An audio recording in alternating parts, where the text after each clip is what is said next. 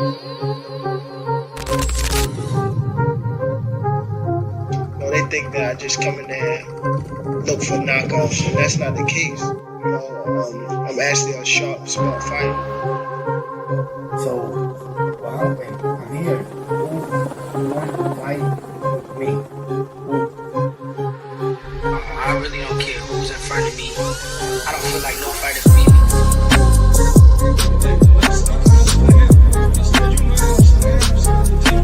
My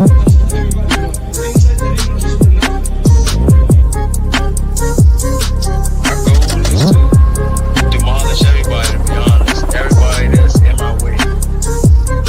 The pinnacle to any weight division is to have all the belts, all of the titles. Body work,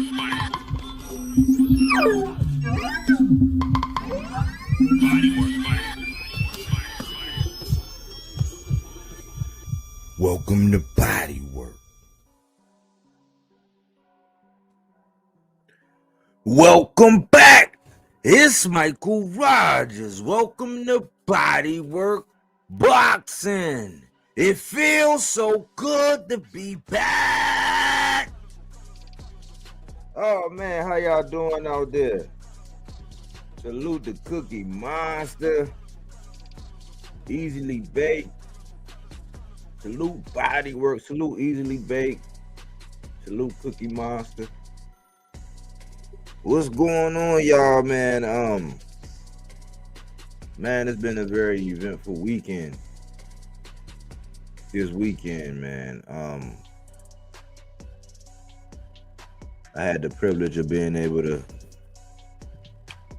to have the Boots experience firsthand, man.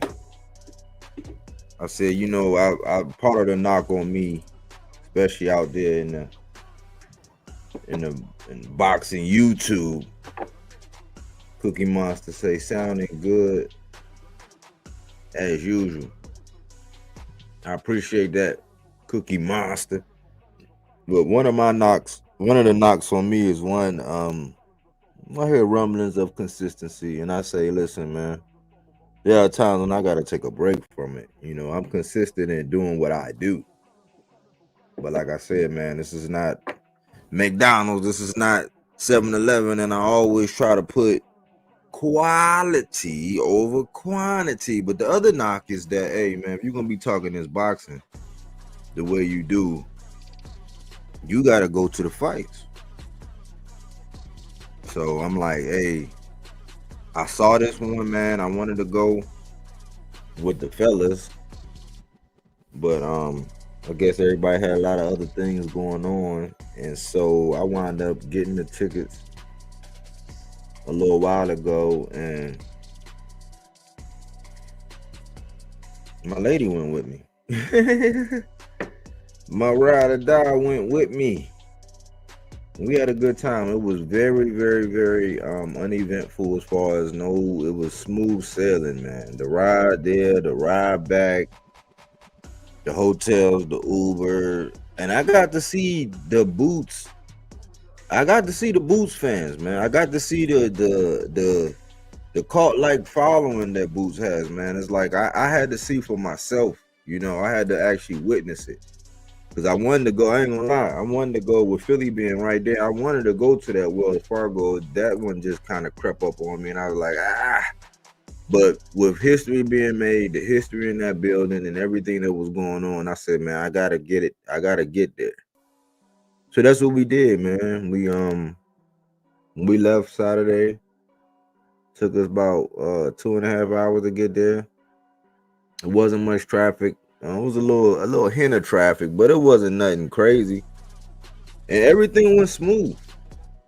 You know, everything went smooth, man. And I wanted to see, man, because it's one thing when everybody is like singing your glowing praises and giving you the benefit of the doubt, and you can do no wrong, and you just hear all these comparisons to Roy Jones and the level of greatness, and you this and you the next that. I just said, man, I'm one of them ones, man. I got to see. Especially like I'm kind of nervous with boxing because sometimes people aren't who you think they are. And we don't find out till too late. You know what I'm saying? Or, you know, we find out that they're not quite this or they're not quite that. And I would say that what Boots did was he earned his rite of passage. What do you mean, Mike? If you listen, I'm going to tell you, right? Boots established himself. He's going to find himself in the annals of the history books. He's going to find himself in great company. He's already arrived in great company. Right? Now I'm gonna be honest, man. I'm gonna be honest. I'm not one of them guys that's going to be going all like crazy. You know what I'm saying? It's just for me, because I'm a skeptic at first until you like win me over. Right? I went through it with Benavidez. I went through it with Naoya. Early on, I went through it with the Charlos. It was a lot of guys that I was like, I don't know. And then as I watched them, as I studied them, as I seen them, I was like, okay, they real. That's real. Boots is real, man. Boots is real. And I see it's a lot of people out here, you know, it's either because even me as a Spence fan, I see a lot of Spence fans, man, putting their foot over that fence. I see a lot of people putting their leg over that fence, man. I see a lot of people who rock with Bud, like basically coming up with things, trying to tarnish Boots. And I'm just like, man, listen, man. We can uplift one fighter, right, without having to put another one down. Right? It was kind of disgusting, some of the things I was hearing and seeing online today. To start off, the biggest narrative like that you know that have conditioned their audience. The biggest narrative this morning was, since Boots has arrived and now he's on the pound for pound list, somehow Tank out of all people gets kicked off. I was like, man, like, why do we do that? You know, why do we do that? Like, you can't like Bruce Lee and Jackie Chan? Like, because you a big Jackie Chan fan, do you gotta kick Bruce Lee off the list? Do you put your middle finger up at Jet Li because you like Jackie Chan? Like, I don't get it, man. But it's only amongst us. It's only amongst us, man. And people can't have their own time to shine, B. They cannot have their own time to shine. And it's like, I'm kind of numb to it. I kind of look at it like, oh, that's how you're going to spin that. That's how you're going to use this person to spin that.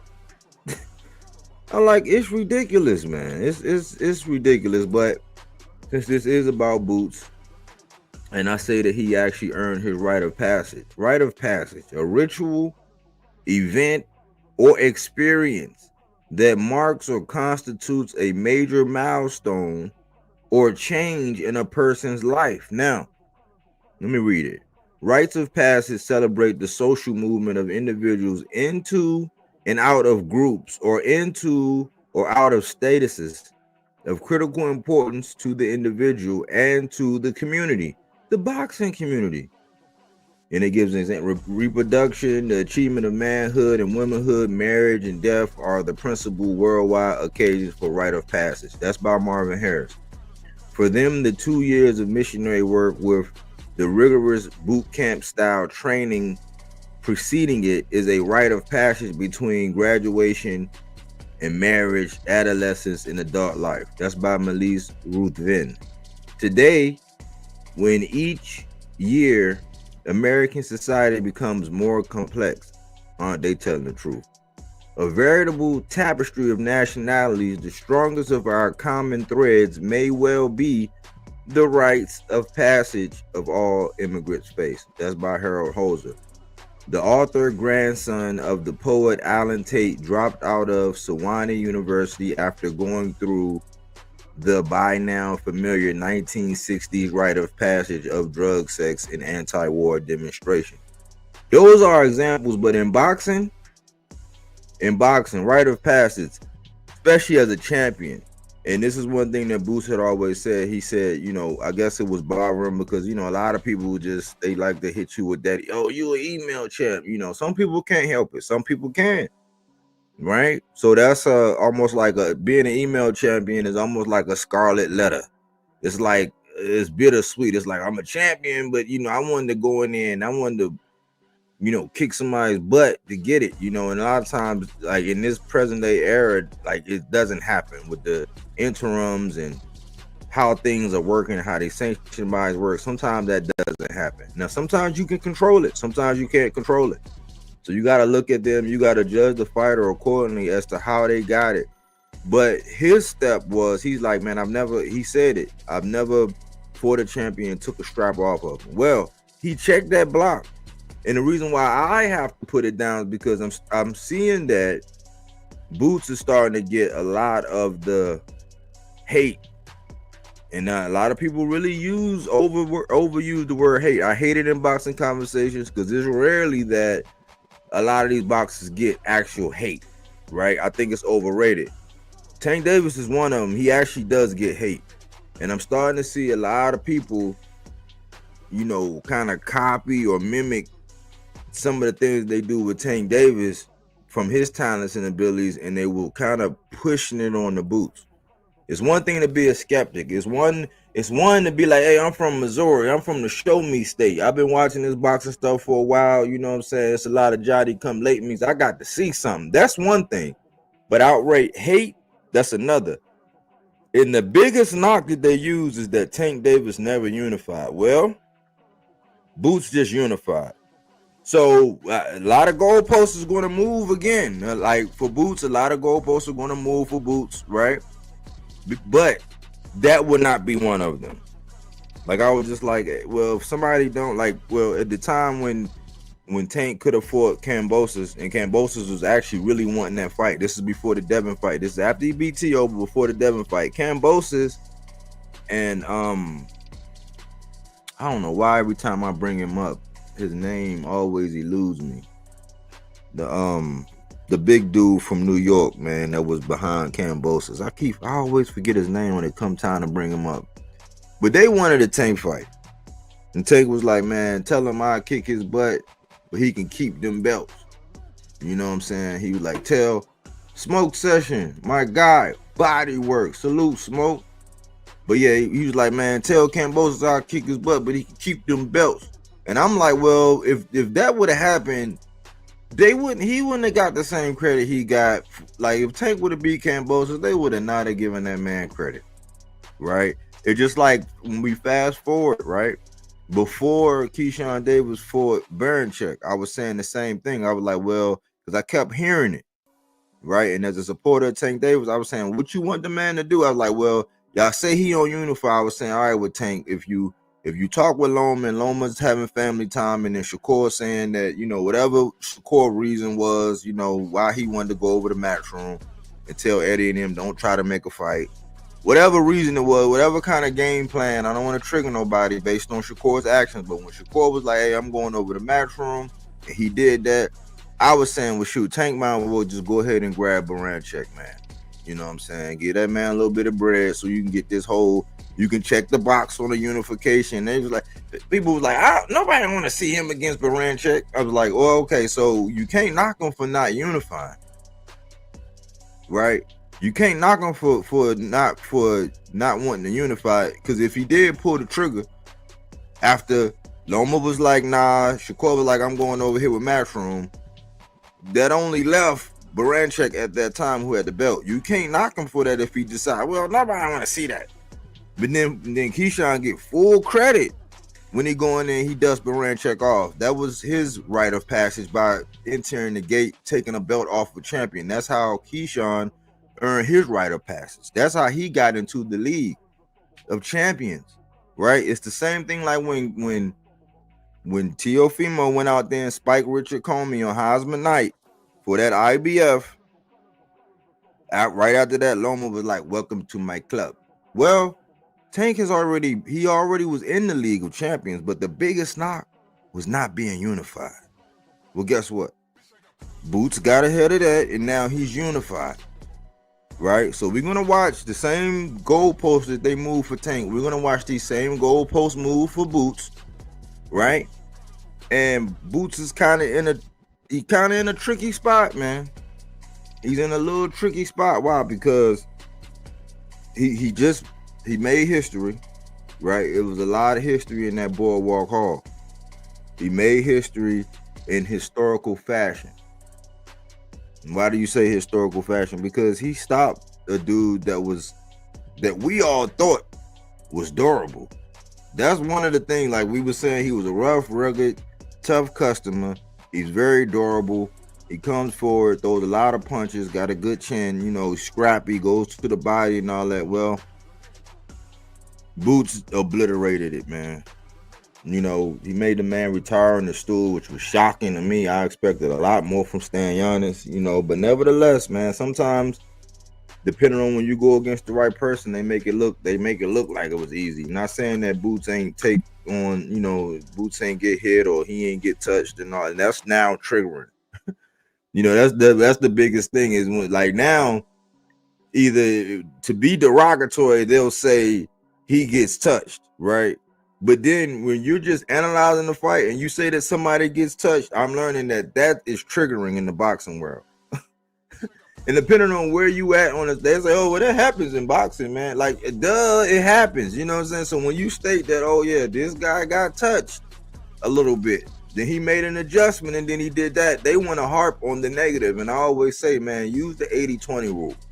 If somebody is singing your praises 80% of the time and they have 20% of fair criticisms, focus on the 80%. Appreciate the 80%. Hear out the 20 and you can sift through it, because just like detractors, whether you're in customer service, whether you're in the workplace, whether you're out and about in the streets, there are going to be detractors everywhere. They're just going to be, it's the 80-20 rule. But within that 20%, you can find some things that are truly constructive, right? Focus on the 80%. That's what I'll say to that. For me,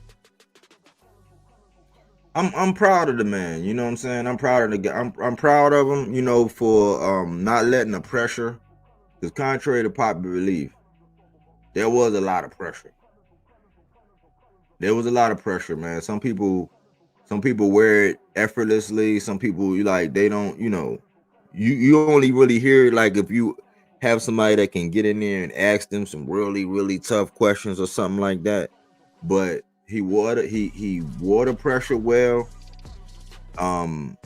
Like I said, it was so many people out there, man. It was Boots crazy. The fashion, like people had their boot shirts. People had whole like sweatsuits on. Out there, when they asked if you got love for Boots or show your love for Boots, man, you seen all these phones with the lights on them. We was in there like, wow, like look at all these people in here. Like he has a legitimate fan base. These are not fly by nights. These are guys that if it's anywhere like on the East Coast, especially up there in the Northeast, they're going to travel. You know, so he do have something he can count on. Like it's not anything fake about the following that he has. And he has a cult-like following. Because some of the things I heard online today, oh my goodness. They are, I'm preparing you, ladies and gentlemen, the shit that's about to happen between Brian Norman, between the Normans and the Ennises, especially if Boots is going to stay around. The shit that's going to happen, they're going to make this more toxic than Bud Spence, right? And it's crazy because two young black gifted men that happen to, you know, they say they both want the same things. They both in a brutal sport, but their fan base are going to make this so ugly and so nasty, right? There's like, they're being so disrespectful right now. Right, and it's a lot of people that's picking their sides and all this. Like for me, man, I wish both of them young brothers well. I wish them both success, and it come along with the sport of boxing, man. And in today's era, it's like either you gotta love one and hate the other. You can't just have it right now. With these two, I'm having it right down the middle, man. I'm having it right down the middle with them. I know Boots he's talented and gifted. Brian Norman is coming along. He's not as far along, but he also has a strap. Him and his father knows, what his worth is. They know, they're not just going to get raked over the coals. I see it from both sides. I thought that this was the weekend where everybody should celebrate Bruce, but it's just like this recency bias, right?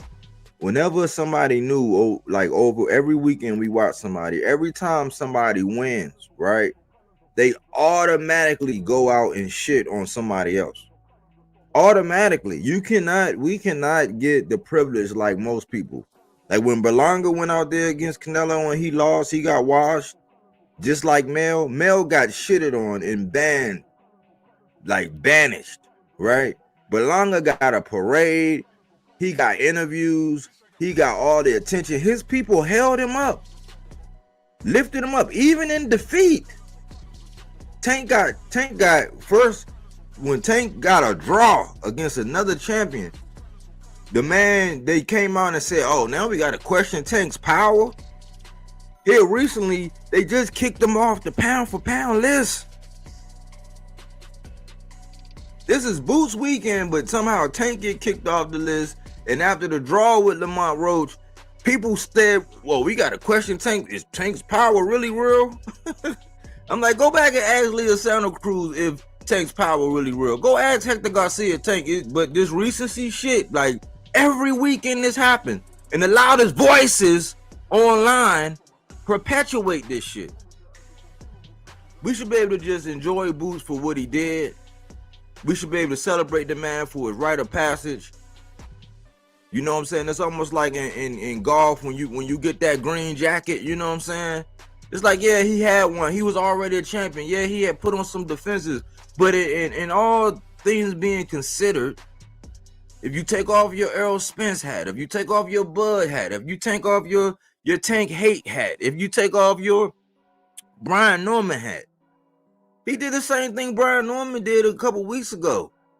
He made a defense, but then he upped the ante by gaining another belt. He unified.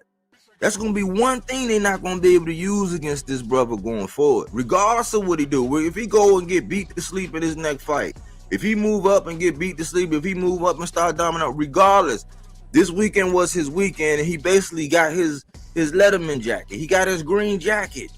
It should have been a time of celebration, a time to say, you know what, he held fast. Like, because coming from Philly, when it's really where it's really real, it's a lot of other things he could have been great at.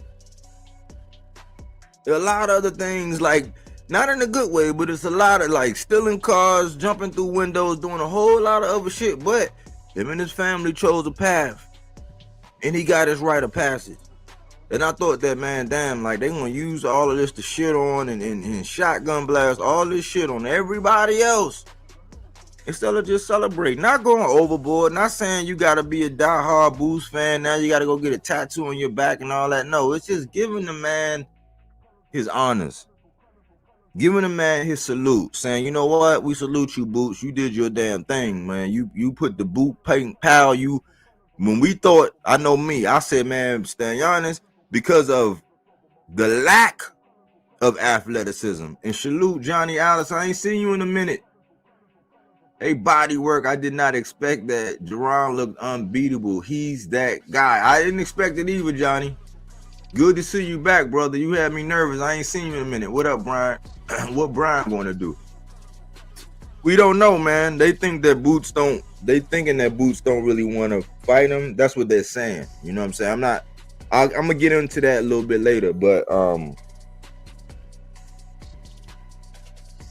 in regards to what Boots just did, right? We should just enjoy what he did right now. Let the man have a break, and hopefully it's gonna be not too much of a turnaround, because I really do think he's at a dilemma. I think that the other two champions, I think in the back of their mind, they know that Boots is on the clock. And you can say he made weight, he made weight this way, he made weight that way. It was easy. He got nutritionist. That's a big boy. That's a big dude, man. For the weight class, anyway.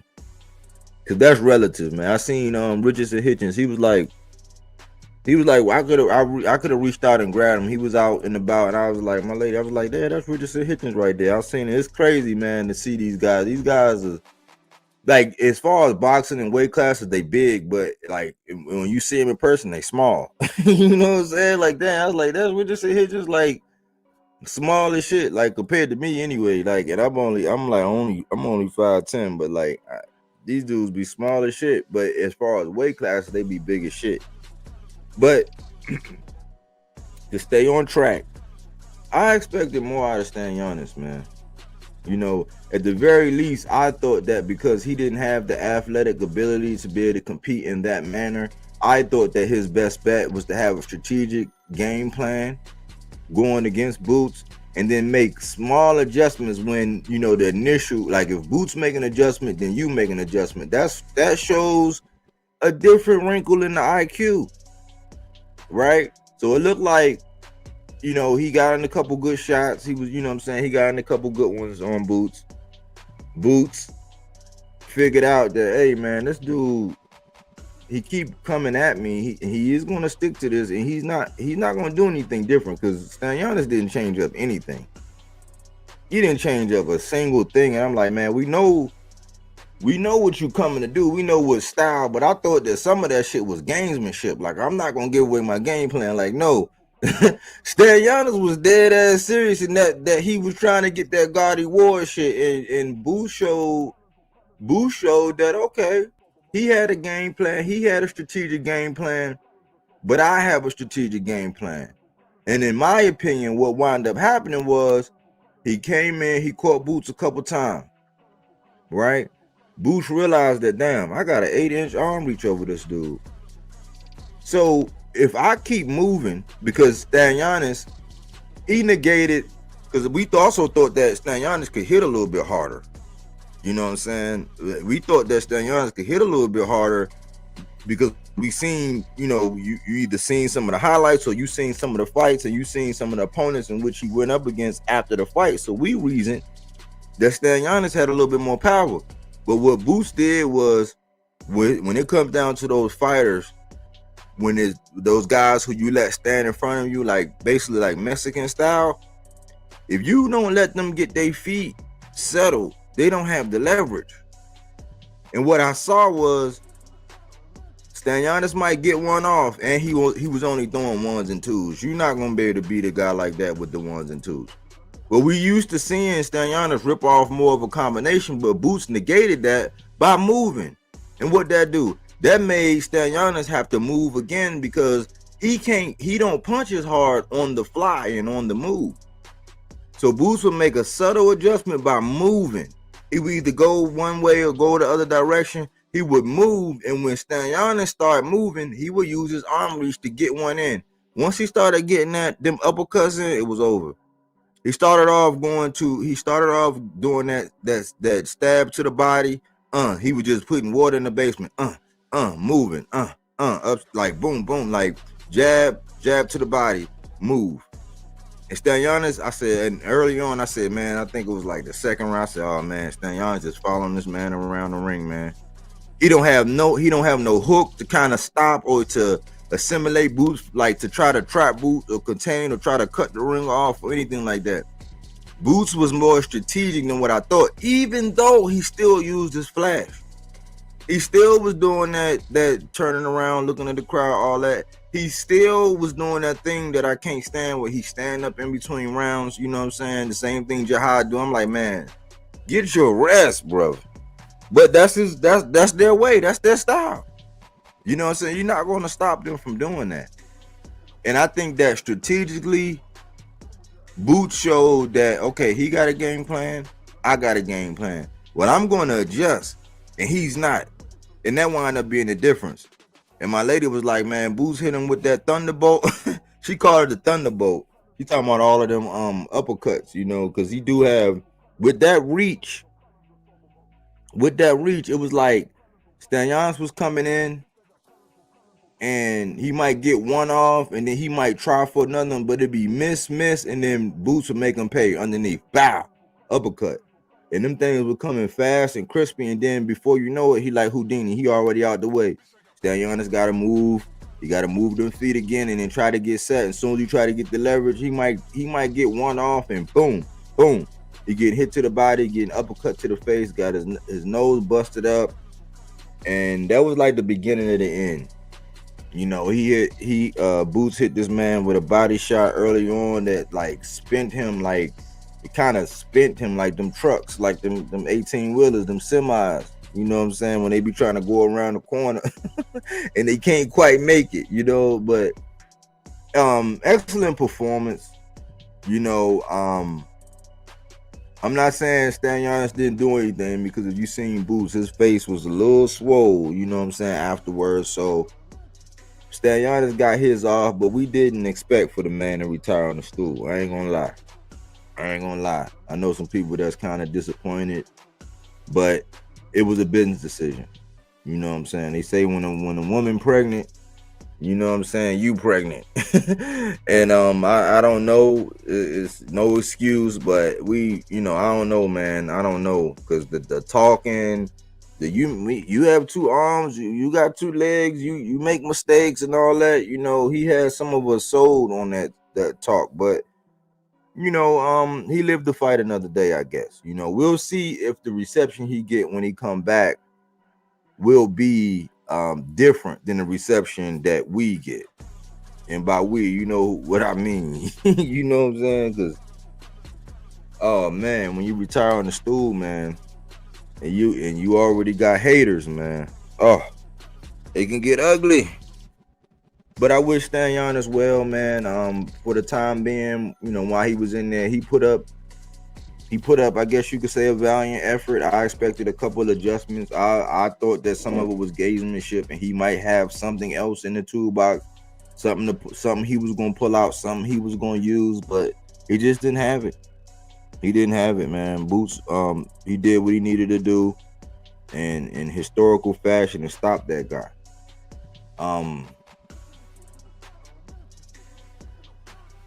He said, yeah, he's having a hard time getting down. I heard. How long can he hang for? What you think, bodywork?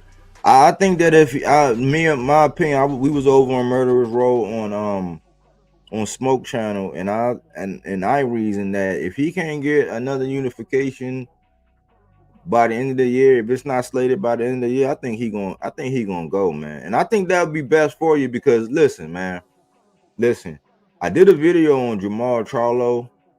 A couple years ago, and I said, did they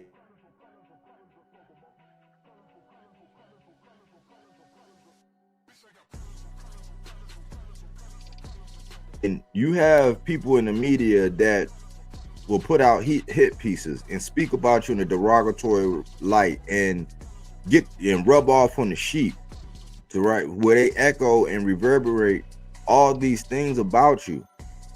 If you are not active and dependent on your opponent, because I remember the downhill trajectory for Jamal, and it was when he fought Juan Montiel.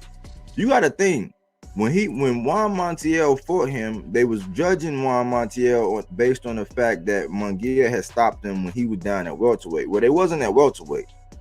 And the proof that you can change is this guy, Antonio Moran. Like Moran. If you look at Moran now versus when Devin knocked his ass out with that wild ass hook that came from Louisiana all the way up to Maine, and it took about 10 seconds to land, that's a different Moran. Moran been dusting people off. Moran gave Cruz everything he can handle until Cruz showed that he can make an adjustment and level up. Well, when it came down to Montiel, he was fighting Maul Charlo like it was the fight of his life, and Maul wasn't really up for the fight, right? Maul buckled him a couple times, and yeah, he got hit. He got hit more often than what we used to seeing Maul, but man, Maul hit this man with everything in the kitchen sink. He was at a bigger weight class. He was a little bit more durable, and he had a little bit more experience than when Munguia actually stopped him, because that was down at welterweight. Like, that's when they started really painting Maul in the negative light, right? And he was already like, this was like 3 years ago, about 3 years ago now, right? Well, from that time till now, you see what's been happening. When you are a threat and people don't want, because I think Tank, they kind of did this with Tank a little bit. They knew Tank coming off. They seen what happened with Frank Martin. And these motherfuckers saw, oh man, this man might really be in his prime, because everybody thought, because Frank Martin was doing real good until he you know what I'm saying, until he wasn't. So if you think about it, right when this man, right in his physical and mental prime, they starved him out. Loma was like, oh, I'm having family time. Shakur was like, oh, I'm going over the matchroom, man. I don't know. And everybody say Tank was ducking. That was time. So what was he forced to do? He grabbed another fight that happened to be Lamont Roach. But these kind of things happen, man, when you a threat, and if they know that you want something, they can kind of play keep away. Turkey had a hand in it by paying people. It was like everybody who was on the opposite end of somebody he wanted, he would actually get them and bring them over there and play keep away, play hardball.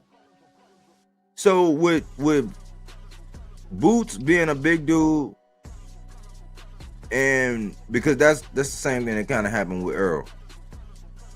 Earl was already like, man, I need to move up. And I'm not no spring chicken, man. And Earl, like my size, there's no way in the world I could see myself getting down to 147 pounds. Like I could, but I wouldn't look good at all. I lost like 10 pounds in the last couple of months, and my lady, she already like, man, you don't lose no more weight. I'm like, baby, I'm in shape, I'm fit. Don't lose. She don't want me to lose not one more weight. You can see it in my face and everything. I can't imagine getting down to 147. So with Boots damn near being what my height, getting down to 154, I couldn't see myself getting down to 154 pounds. I'm like 190. Like I remember when I got down to 180, I was like around 183. I'm like, dang, I was lean, I was cut. But it's like, if I lost some more weight, where I'm gonna lose it at? So I know that they, when it comes to the other champions, they see that they got leverage. Now, if you both saying that, if y'all all saying y'all want undisputed, which we haven't heard really from Mario Barrios as far as undisputed, and I'm thinking that Brian Norman ain't going nowhere. He's a lot younger. He might have a little growth spurt or whatever, but he make work very well. He just now kind of coming into his own as far as being a fortified champion. He hasn't been heralded as all this and all that for as long as Boots. But they know that it's a matter of time before Boots got to go to 54. And I believe that they're going to play that game. You know what I'm saying? Like, if the money ain't right, if they not going to, like, give, like, if they're not going to have any give in it, it's going to get interesting. Let's put it like that. And then when you hear Boots at the press conference, and this is what I think this went over a lot of people's heads. When you hear Boots at the press conference and he say, I gave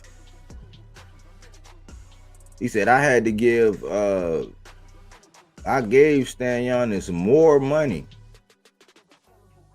He said, I gave Stanionis more money. I'm like, man, like nobody knew that. Like, well, people knew that.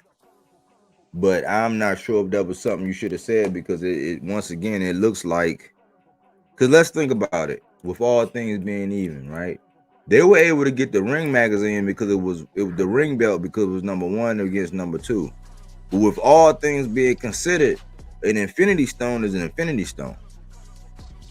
It's 2 more Infinity Stones out there, right? So you got the IBF and the WBA. It's still the WBO and the WBC out there. An Infinity Stone is an Infinity Stone. And if you need it, y'all both need it. Now you a little more valuable because, hey, it's pretty much you can kill 2 birds with 1 stone with the WBA and the IBF.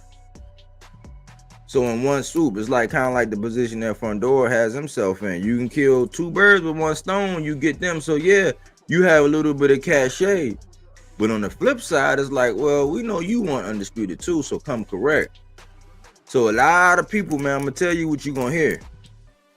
A lot of people gonna be saying, "Was damn, why Stanionis get all that? Why Stanionis get to get the extra bread, and then Brian Norman and them got to get raked over the coals?" Because at the end of the day, you could say Stanionis had a whole country behind them, but I was in the house, and yeah, it was some couple people with the flags, but them were Boots fans that actually had that arena. It was I wouldn't even say. I can't even really say it was 1% of the Lithuanians in there. Yeah, it was some in there. You could see the flags, you could see the different little whatever, but like, you know, what's to say if Brian Norman go down there and he have a fight in Atlanta and do a, you know, and show out and sell out down there in Atlanta, because they've been starving. Atlanta been starving for a star. So I'm one of them guys. One, I understand business. Two, I want both of these guys. I want all these guys to be successful, man. I want all these guys to thrive. But if it come down to a game of chicken, where it's like, well, Brian Norman, you just better take what I give you. That shit, it ain't gonna happen, bro. The fight ain't gonna happen, man. I try to give these guys a little bit of time before you start pressuring them into what's next. Yeah, now the fan in me is like, God damn, can we get to see it? But the business side, and then watching boxing and sitting back and analyzing and seeing the cycles in boxing, it don't really work like that. Just like it was kind of like crazy, really. It was really crazy to think that Brian Norman can win a belt, and then right away they was gonna put him into a unification. The shit don't be working like that. Especially if it's just like, oh, we'll take this or leave it. This is like, no, man. That's like, nah, man. Like that was never going to happen. But I'm hearing how toxic these fan bases are getting on both sides. Both sides, man. The fan bases are already about to make this shit just as toxic as Errol and Spence. And they, in the build up, the history, the prestige, none of that is there for them two yet. Like Boots, yeah, he's a star. Boots is a star right now.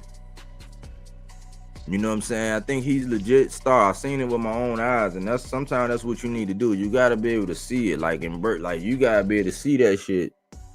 And most of the time, I'm a guy of faith, man. I can believe. I can not see and believe, but then sometimes in life you gotta see to believe. So. I think that we don't know what's going on with Barrio, and I don't think that the Normans are scared of the innocents. I really don't. I think that this is a matter of business, because I was saying this yesterday over there on Smoke Channel. I was saying that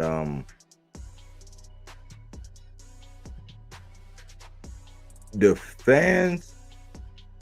I just went over how Tank. They said after a draw with Lamont Roach, they came out and said we have to question Tank's power. Then when Boots win a unification, I don't know what the two got to deal with each other. Boots win a unification, they kick him off the pound for pound list. You don't think the Normans are seeing that?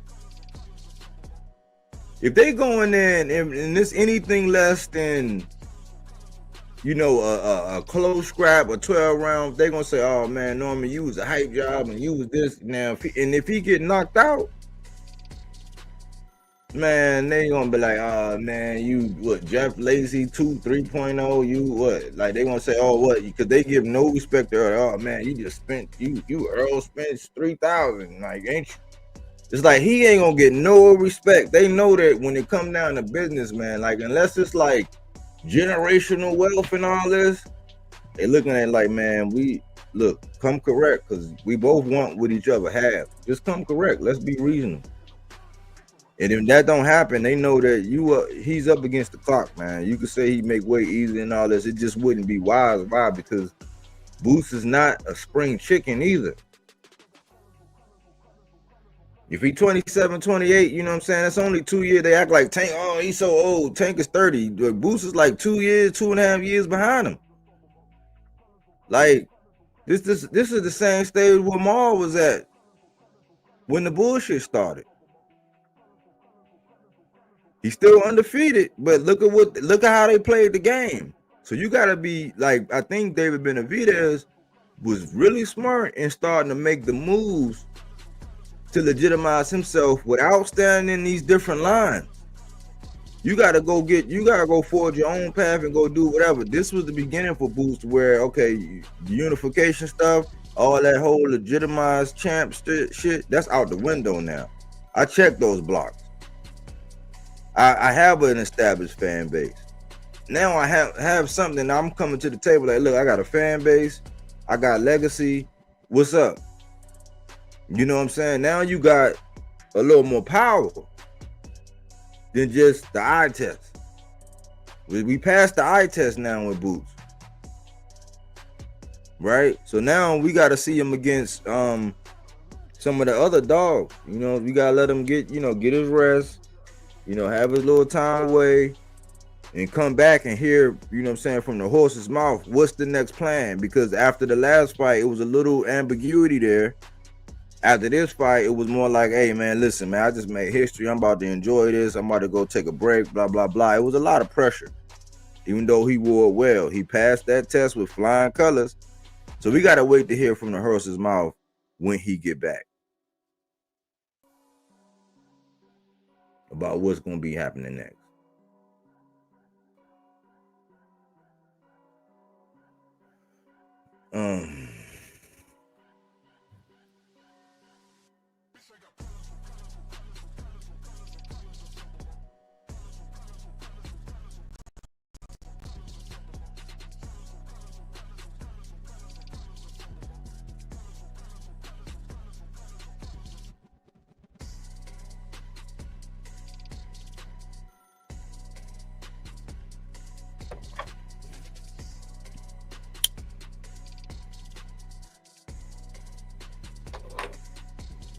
I'm trying to see if I can pull up my thing.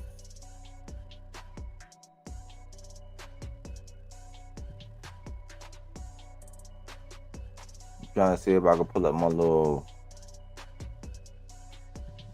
video.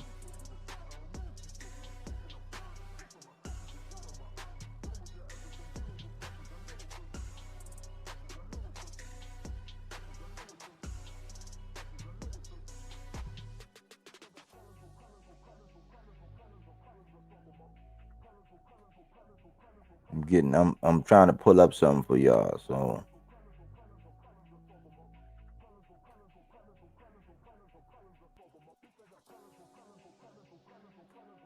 bear with me 1 second. 1 segundo.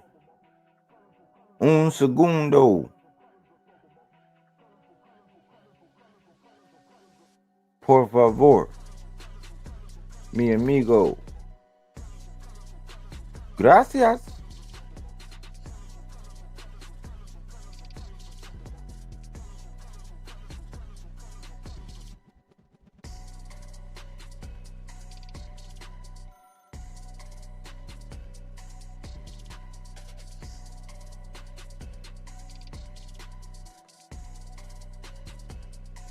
All right, let me get this for y'all. All right, look at this, y'all. Look. Let me take this down.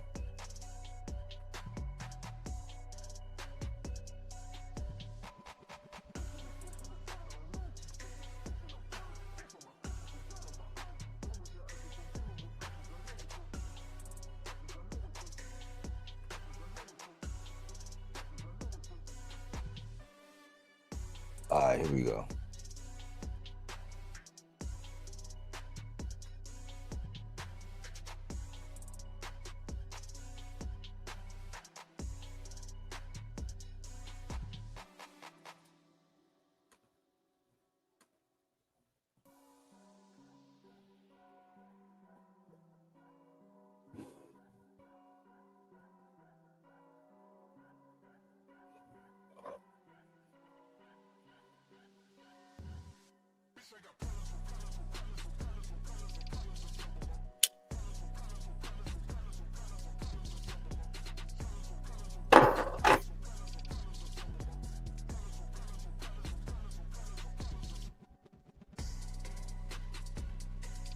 gonna put boot to.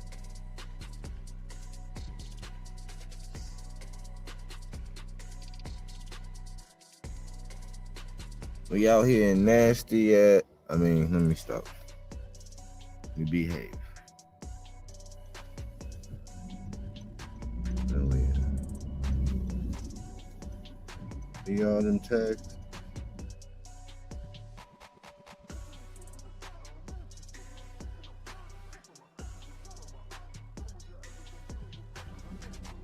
Anyway, we are about to.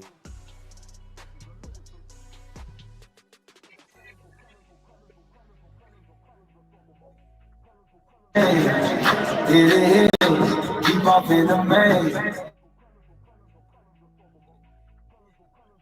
Drop the top, pop it, then it may. Pop it, part of life I cannot change. Keep off. And now entering the arena, here is the reigning, defending, undefeated IBF welterweight champion of the world, Jaron.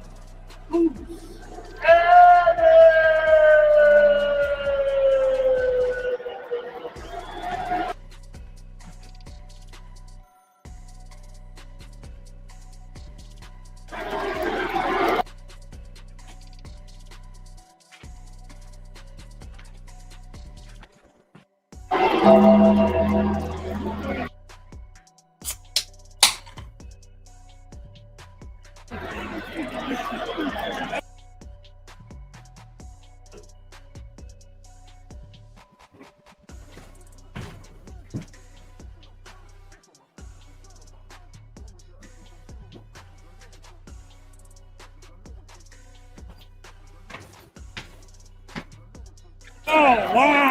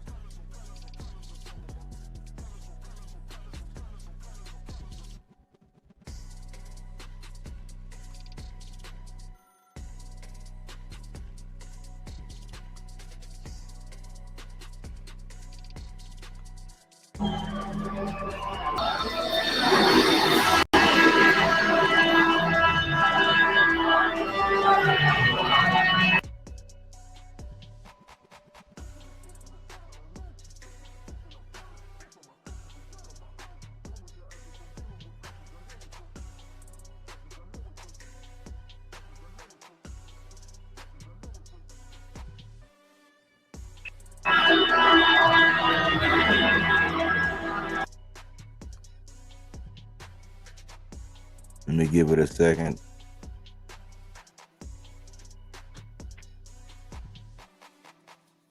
Gotta give it a second, y'all.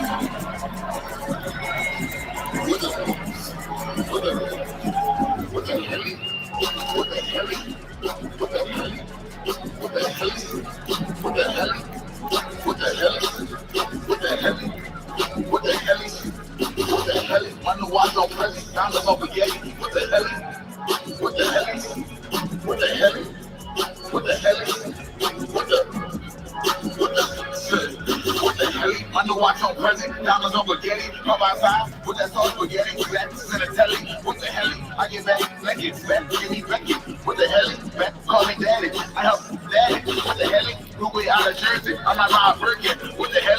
Girl, your boyfriend nerdy. He a bum for certain. What the hell? We out there rich. Before I'm a murder. What the hell? Heard up with this.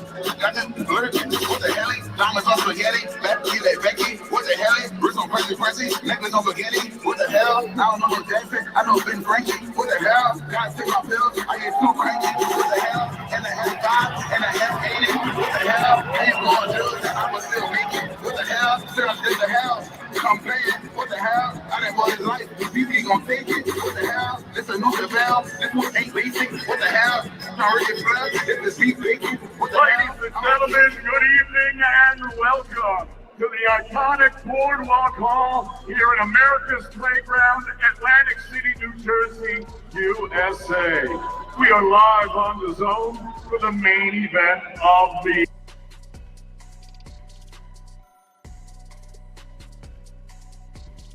It ain't that much longer. These just a couple things. I got a lot more images and all that. I just wanted to kind of get a couple clips on there from my experience and seeing it. evening. 12 rounds of boxing scheduled for the IBF, WBA, and Ring. Sorry.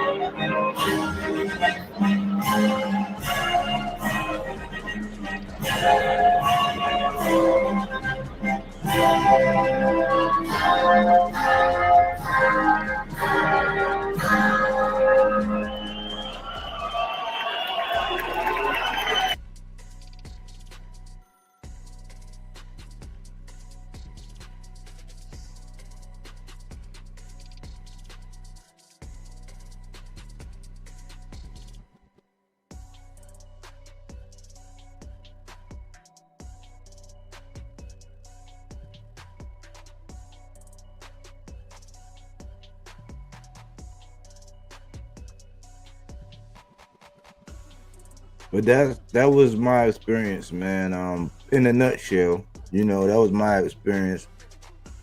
I got to experience the who actually made the call, Bodywork Stanionis, his coach or ref. I wasn't too clear. My bad, Johnny.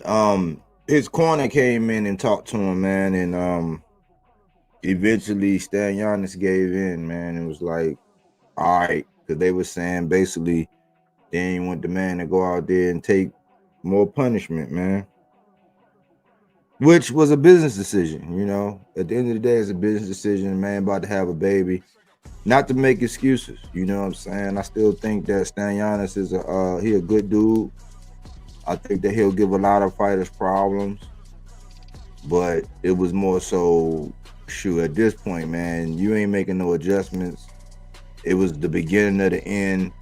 He was getting ready to get brutally knocked out, and they said, man, let's live to fight another day.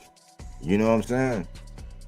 But Boo's fan base is real, man. He got a real fan base, man, and I think his trajectory is really high. And I think that if Eddie don't play a lot of games with him, and if Boots really grab his career by the horns at this point while he got the momentum, man, who knows how high he can get, you know. So that's just my testament to how, you know, what I seen, what I heard, you know, my experience this past weekend with going to the fight, being in there and walking around and seeing all these Boots, like seeing the fans, man. He legit, man. So I wish him a lot of success, man. And he showed out. He did exactly what he needed to do. He had a strategic game plan, he executed, and he made history. But that's all, man. I didn't want to. This wasn't gonna be a long one, man. I'm gonna get back to making my normal content, man. We're gonna see how this Brian Norman situation play out with him and Boots. I would say, man, don't add to the toxicity of it, man. You know, try to look at everything objectively so that as fans we can get it. We can get the fight, because ultimately, as fans, all we really want to do is we want to see the fight. You know what I'm saying? We just want to see the fight, but we getting caught up in how much this person getting, how much this, and you should have done that, and all this. It's like, man, that's way out of pocket. that's way out of pocket, man. A lot of us are not in them boardrooms. We don't know what's really going on, and then our common sense as far as boxing, it goes out the window when you get caught up in fandemonium. You know what I'm saying? At the end of the day, we want to see the elite fight the elite, and we might give our critical opinions as to what we think, like who's maneuvering, who's ducking, who's doing this, who's doing that. I think this is really going to boil down to the business of boxing. So I'm gonna stay tuned. I'm in tune to this drama. You know, but salute the Boots, man. Salute to him, his father, his brothers, his fan base, to Philly. They did their thing, man. They do have a star. They got a star out there, man. And how bright that star will shine, we don't know. Get ready, Boots, for all of the people that the same way they do Tank. Get ready for them to do you the same way, brother. You know what I'm saying? You gotta have some thick skin, man. Don't read the newspaper clippings. You know, and stay true to yourself, man. But anyways, y'all, that's all I had, man. Thanks for everybody who came through and chopped it up too. Remember, this is fact-based content, not opinion-based. Fruits and veggies, not that Reggie. You know, fact-based content. If you catch this on the playback, talk to me. I'll talk back. Thanks for choosing Bodywork Boxing. But we don't take things for face value. We do that body work. He didn't want to box. He wanted to actually prove that he could punch with you. He was like, what the fuck is this nigga right? Oh, okay, you want to go to sleep. You tired. Welcome to Bodywork.